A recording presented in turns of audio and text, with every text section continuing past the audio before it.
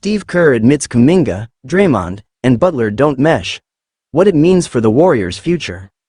As the Golden State Warriors continue their push toward the NBA playoffs, head coach Steve Kerr is facing some tough rotation decisions, particularly involving young forward Jonathan Kuminga.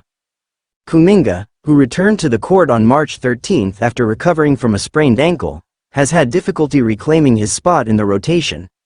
The main reason? The presence of Jimmy Butler, acquired at the trade deadline, and veteran forward Draymond Green. Since Butler's arrival, Kuminga's role has shifted, and his minutes have been cut, highlighting an uncomfortable reality for Golden State. On Thursday, Kerr joined Mark T. Willard and Dan Dibley on 95.7 The Game and offered a candid take on the situation, suggesting that the trio of Kuminga, Butler, and Green simply doesn't work well together on the court. Every game is different, and I think Jimmy's arrival took away a lot of Jonathan's minutes at the 4, Kerr said. There's no doubt that as soon as Jimmy arrived and we started winning, we leaned into the lineup combinations that enhanced Jimmy, because we were winning, and Jonathan was out for that whole stretch. Kerr emphasized the team's hot streak following Butler's arrival, 17 wins in 20 games, as justification for sticking with the lineups that have delivered results. But he didn't sugarcoat the issue when it came to the trio's chemistry. The lineup with Jimmy, Jonathan, and Draymond doesn't fit real well, frankly. It just doesn't, Kerr said. We need more spacing. We've found other lineups that have clicked. That lack of fit is backed by data.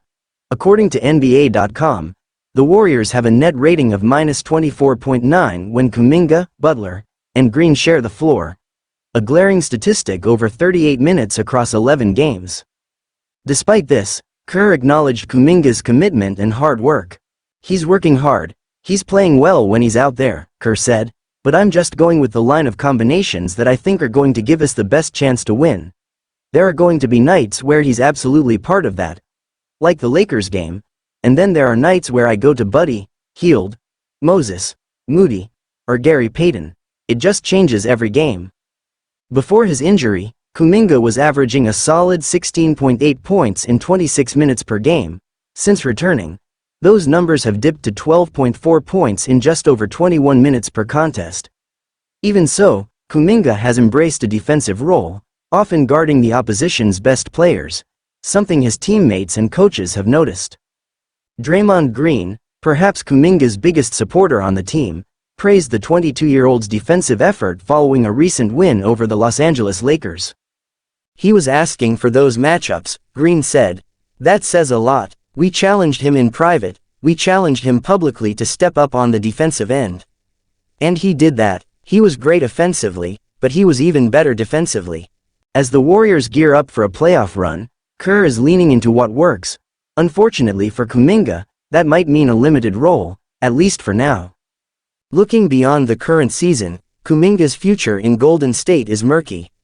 He'll be a restricted free agent this summer, and with both Butler and Green expected to remain in the fold for at least 2 more years, Kuminga's long-term fit is in question. The Warriors continue to speak highly of the former first-round pick, and Green's vocal support has been unwavering. But if Kuminga can't find a consistent role alongside the team's core veterans, his best opportunity to flourish might ultimately come with a different team. Let me know if you'd like a version tailored for YouTube narration or a more casual style.